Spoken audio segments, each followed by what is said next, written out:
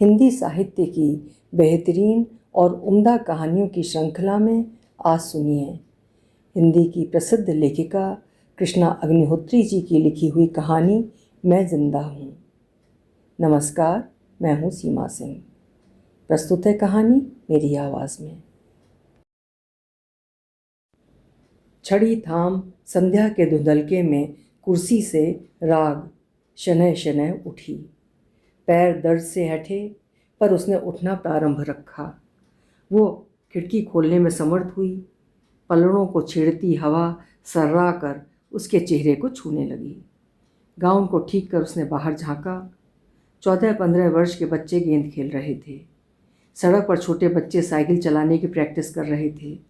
दाहिनी ओर के खाली प्लॉट पर चलती ड्रिल मशीन की सूं सूं आज उसे अच्छी लगी। दिमाग व शरीर पर छाए सन्नाटे को जैसे किसी ने तेजी से थपेड़े मारकर तोड़ दिया। वे ताज़ी खुशनुमा हवा से कब झपकी ले अपने पैतृक घर शांतिनगर में पहुंच गईं, उन्हें समझ ही ना आया। माँ की ममता भरी झिड़की चालू थी। अरे राग, तू कब तक ओस में नंगे पैर टहलेगी? देख, भीतर आ, ठंड लग गई तो। पिता अपनी इकलौती संतान को दुलराते समझाते। बिटिया, स्वास्थ्य व अपने अस्तित्व को समयानुसार बनाना चाहिए। एक बार वे ढुलके तो रोकने में भारी मशक्क़त करनी पड़ती है ना। तुम्हें तो बहादुर बेटी बनना है, हमारा नाम रोशन करना है। यूं ही खा पी कर सोकर निठल्ली बनकर तो कदापि नहीं जीना। भीतर आते ही माँ सर पोंछ चीखती। अरे जरा गरम बादाम वाला दूध तो लेती आ। सेठ बिंदा नामी गिरामी व्यक्ति होने के बावजूद शाम की आरती में सपरिवार रहते और स्वयं मीठी आवाज़ में भजन गाते। घर के सदस्यों को कुछ न कुछ भजन गाने ही पड़ते। रागिनी को सोने के पूर्व माँ बाप कुछ न कुछ संस्कार परोसने लगते। उस अधकचरी मानसिक अव्यवस्थित स्थिति में सुने व समझे वाक्यों का निनाद अभी भी उसके दिमाग में बजता है। जैसे मनुष्य के लिए जो व्यक्तिगत है वही समाज के लिए संस्कृति सार है। इसको समझने हेतु श्रेष्ठतम चरित्र पढ़ने चाहिए, क्योंकि यही आदर्शों मूल्यों की स्थापना जीवन को विशिष्टता व एकता स्वरूप प्रदान करते हैं एवं परिष्कृत भी करते हैं। सामाजिक चेतना एक आत्मीय गुण है जो मानव में फूल की सुगंध सा समाया हुआ है। कला व साहित्य इस खुशबू का विकास करते हैं। माँ कहती, बेटी, शादी पश्चात पति को संभालना, परिवार में रिश्तों को स्वीकारना हम स्त्रियों का ही धर्म है और धर्म को आस्था से अपनाया जाता है, जहाँ तर्क काम नहीं करता। माँ व पिताजी के कारण ही तो रागिनी पढ़ंता बन गई। एक अच्छी पुस्तक यदि हाथ लगती तो वो पार्टी खाना पीना छोड़ उसे ही समाप्त करने में जुट जाती। बहुत कुछ आधुनिक विचारों का स्वागत करने के पश्चात भी घरेलू विषयों में माँ व बाबूजी परंपरावादी ही अधिक थे। उन दो की विभिन्न विचारधाराएं होते हुए भी दोनों समझौतावादी अधिक थे, लेकिन जब वे रूढ़िग्रस्त होते तो रागिनी को उनसे सुलह कठिन पड़ती। इसी तरह पति को सब कुछ मानने की संस्कृति का भार ढोती राग पति की मान्यताओं से खुश न रहकर भी उनका विरोध नहीं कर पाती। अंग्रेजी साहित्य में फर्स्ट क्लास सांवली तीखे नक्श वाली राग पति को ये नहीं समझा पाई कि 4 बच्चों से अधिक का बोझ वो नहीं उठा पाएगी। डिप्टी कलेक्टर मनीष ने साफ कह दिया, बच्चे भगवान का स्वरूप होते हैं, जितने वो दे उन्हें संभालना हमारा कर्तव्य है। बीमार सी कमजोरी सहन करती राग जब छठे बच्चे की माँ बनी तो जचकी ही में सन्निपात हो गया। माँ आई थी। सास को घर और बच्चे संभालना कतई पसंद न था। माँ कब तक इस बच्चों की भीड़ को संभालती।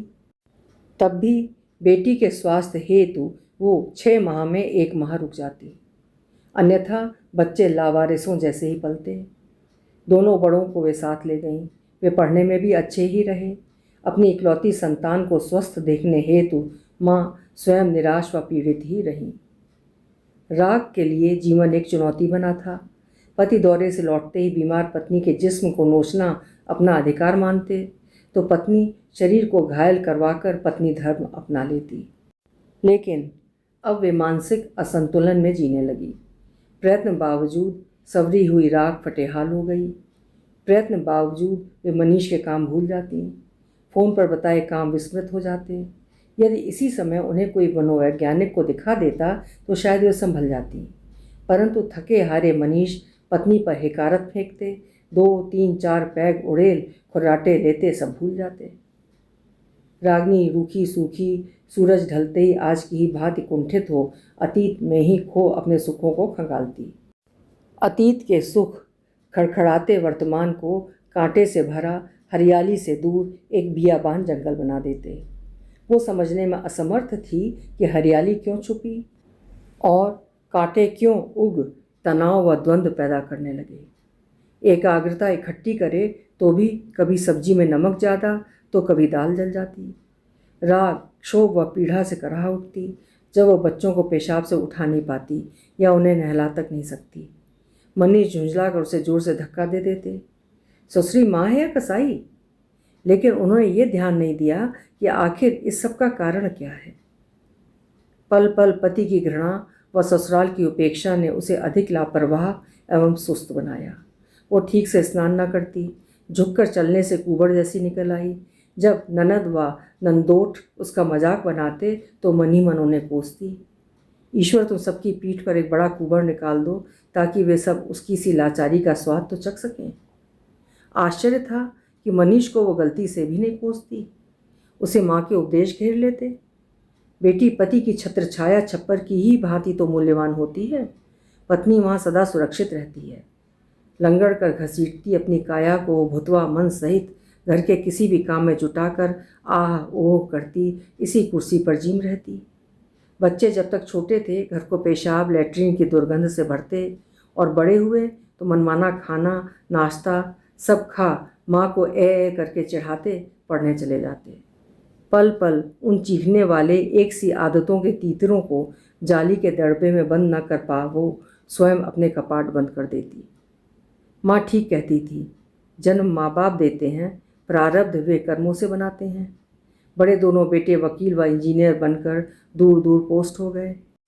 बेटियां न्यूयॉर्क में बसी हैं।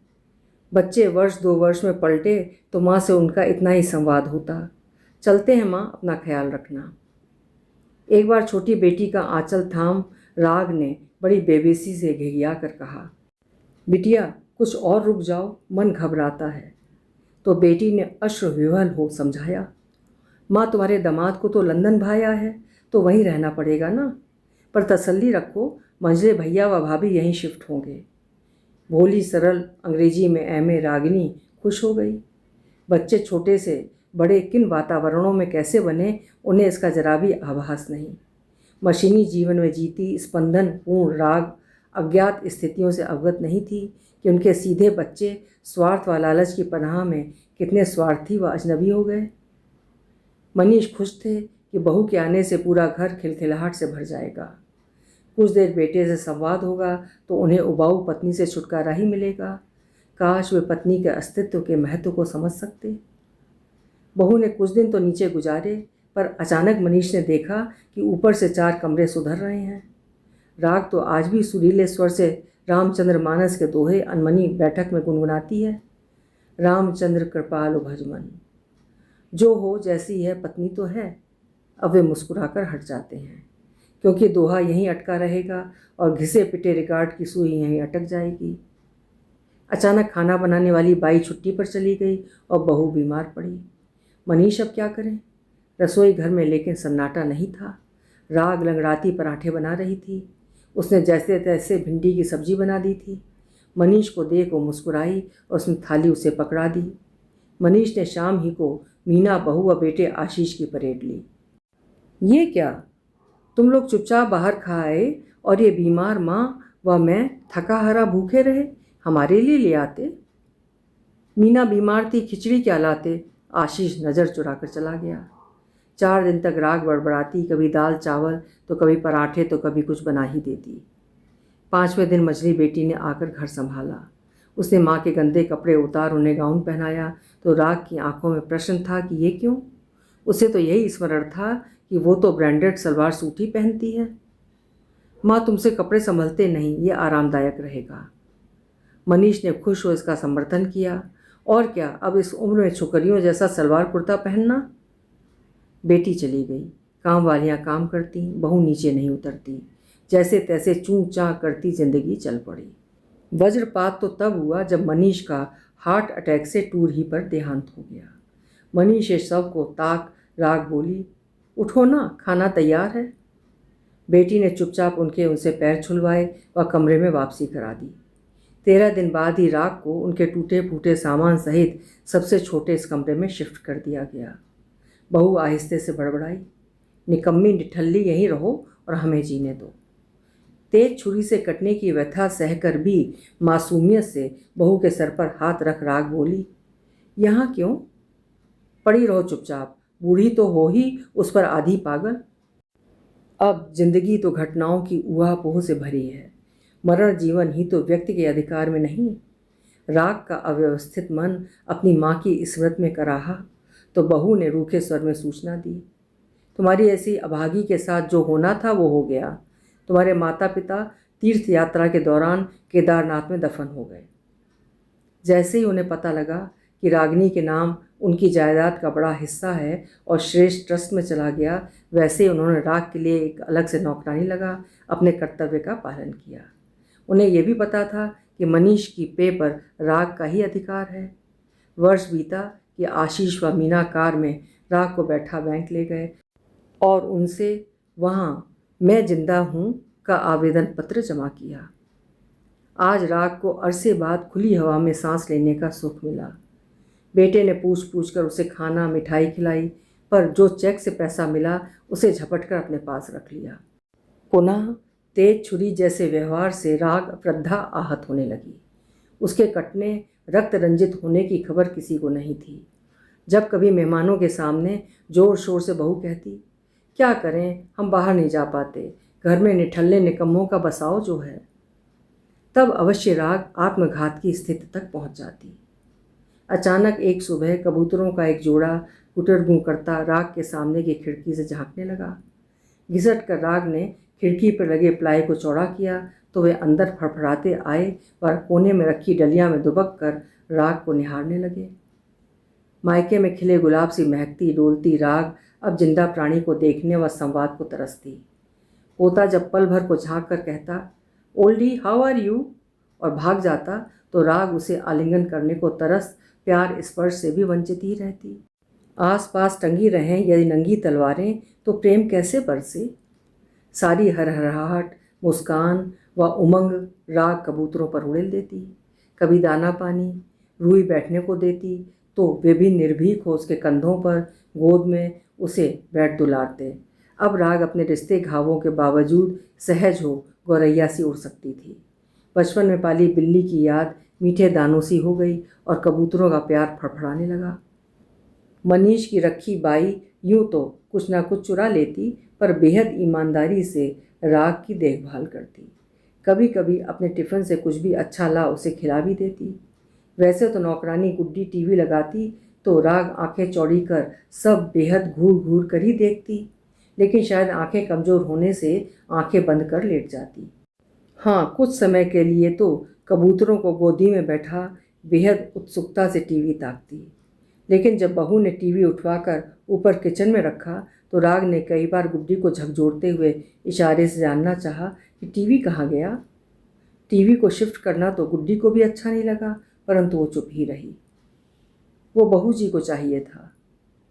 अच्छा, और राग ने आज्ञाकारी भोले बच्चे सा सर हिला दिया। माँ कहकर वो हंसी।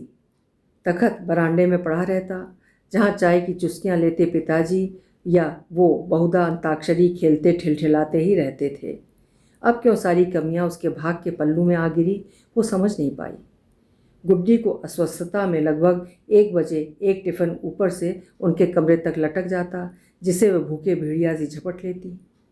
छड़ी से उसे पुनः रस्सी में बांध देती और रात्रि को पुनः खींच लेती। छोटी बेटी मन की अमीर थी। जब भी आती तो फल मिठाई व नमकीन कोने में पड़ी जाली में सजा जाती। बेटा तो अपने हक की संपदा में शानदार जिंदगी जीता, कर्तव्य व रिश्ते, अपनत्व जैसे शब्दों को बाजार के गंदे बेसमेंट के कूड़ेदान में दफन कर चुका था। बस 1 तारीख को रूखे अंदाज से चेक बुक पर साइन करवा कुछ विशेष खाने को दे जाता। राग 1 तारीख को बेइंतहा प्रसन्न हो साइन करके अच्छे भोजन पाने की प्रतीक्षा में व्याकुल रहती। उस दिन राग ने मचल कर गुड्डी से बाहर घूमने की जिद की। छड़ी ले वे बाहर निकली तो आसपास के पड़ोसियों ने खुश होकर उनसे पूछा, कहाँ रही मिसेस सिंह? बहुत दिनों से तो आपको देखा तक नहीं। छत से बहू ने सुना तो कई बहाने बनाकर सैर को प्रतिबंधित कर दिया। वह सब्जियां संभालने का उत्तरदायित्व सौंप दिया। राग मेथी पालक मटर संभालती, मुंडी गुहा सोचती। सच तो है, बड़े बूढ़ों को काम करते रहना चाहिए। एक दिन पोते ने यह कहकर उसे हतप्रभ कर दिया कि दादू की जगह आपको मरना था। दादू तो मुझे नई नई चॉकलेट देते थे। एक शाम छोटी बेटी आई तो उसने माँ को बेतरतीब देखा तो पूछा, तुम जीना नहीं चाहती? अरे तुम भी प्राणी हो, तुम्हें भी अपना शेष जीवन हंसते हुए खुशनुमा हाल में जीना चाहिए। तुम्हें पता नहीं कि पिताजी के पेंशन 30,000 जमा होती है? तुम्हारी माँ नानी नाना ने तुम्हारे नाम 50 लाख जमा कर दिए हैं। तब तुम भिक्षुक नहीं, स्वयं सब देखो व दूसरों को अपने हाथ से जायज खर्च दो। पढ़ी लिखी हो तब भी तुम्हारे स्वाभिमान में काई क्यों लग गई? देखो इन कबूतरों को, ये भी जीने के लिए तुम्हारे पास बैठे हैं। तुम क्यों खाली मन से रहती हो? तुम्हें ही तुम्हारे घर में कबाड़ा बना दिया गया और तुम टुकड़ों पर खुश होती हो। क्या माँ, तुम्हें अपने अस्तित्व की पहचान नहीं रही? यदि भैया से कुछ लेना नहीं चाहती तो हाथों से गरीबों को तो कुछ दे ही सकती हो ना। राग ऊ कर जैसे ही बेटी को आलिंगन करने आगे बढ़ी तो उसने हटकर धिक्कारा। माँ, अन्याय आदर्श नहीं, पिता की मनमानी सहकर तुमने परिवार और समाज को कोई नीतियाँ नहीं दी और ना ही अब बेटे बहू की उपेक्षाएं सहकर कोई नारियों के लिए इतिहास गढ़ रही हो। वृद्ध होना कोई पाप नहीं। किसी भी उम्र में व्यक्ति अपनी सहज जिंदगी जी सकता है। बस थोड़ा संघर्ष व प्रयत्न चाहिए। और वो गुस्से से बाहर चली गई। राग स्तब्ध बैठी नन्ही नन्ही तितलियों व गौरैयों को ऊंचे ऊंचे उड़ते देखती रही। हाँ, सच तो कहा है बिटिया ने, जब इन चिड़े चिड़ियों में जीने का हौसला उमंग है तो वो क्यों नहीं आशा से जी सकती? भौतिक रूप से जब उसे उसके अपनों ने उसकी पहचान छीनना प्रारंभ किया है तो वो भी कहीं ना कहीं किसी से जुड़ जिंदगी में मायने भर देगी। तभी उसने देखा कि एक प्यासी गिलहरी पानी पीने के लिए कबूतरों के डब्बे के पास खसक रही है, लेकिन सामने दाना चुगते उन्हें देख भयभीत हो भागती दौड़ती छुप जाती। पुनः इधर उधर ताक वो शीघ्रता से पानी के पास आई और भरपूर पानी पी भाग गई। जीवन में डर का कांटा बेमतलब नहीं उगना चाहिए। राग नित्य छड़ी ले टहलती सोचती रहती। सच तो है कि अभाव से ही भाव का जन्म होता है, क्योंकि अमंगल के गर्भ में मंगल छुपा है। वो भी कट उत्तरों से राह खोजने के लिए तैयार थी। उसे अपने पिता के शब्दों ने राह प्रशस्त करने की शक्ति प्रदान की। बेटी, कर्तव्य पूरा करो पर अन्याय का दबाव न सहो। जैसे ही आशीष 30 को चेकबुक व कुछ जलेबी ले आया तो आश्चर्यचकित हो अपनी तनी तीखे तेवरों वाली माँ को बोलते व सख्त हो खड़े होते देखा। वो मिठाई को हटाकर बोली, मुझे मेरी पूरी पेंशन ला कर दो। मैं युवाओं की जैसी फिजूल की महत्वाकांक्षाएं तो नहीं पाले हूँ, पर वृद्ध होना तो जीवन प्रक्रिया है। मैं उपेक्षा व घृणा क्यों सहूँ? मुझे मेरा अधिकार दो, वरना मैं चेक साइन नहीं करूँगी। मुझे मेरा कमरा वापस चाहिए।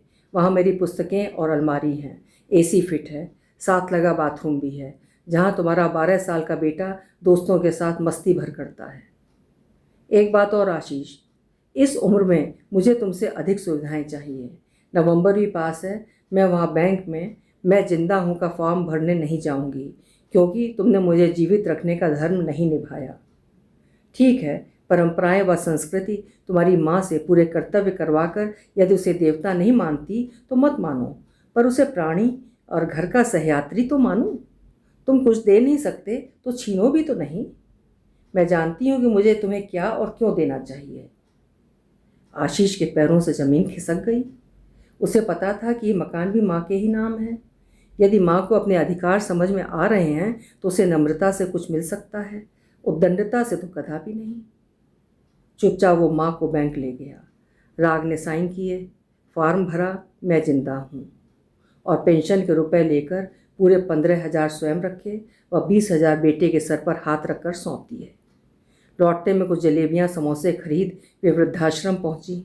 वहाँ बांट कर लौटी तो ऐसा लगा कि वे तो एक सक्षम जीवित प्राणी हैं और पूरे स्वाभिमान लगन से जीती दूसरों को भी जीने की प्रेरणा दे सकती हैं। अभी आप सुन रहे थे कृष्णा अग्निहोत्री जी की लिखी हुई एक बेहद सकारात्मक और सार्थक कहानी मैं जिंदा हूँ। वृद्ध होना कोई पाप नहीं, कोई दयनीयता नहीं, ये एक सामान्य जीवन प्रक्रिया है जो सभी के साथ है। तो क्यों मायूसी से जिया जाए, क्यों दीनता से जिया जाए, क्यों दुखी होकर जिया जाए।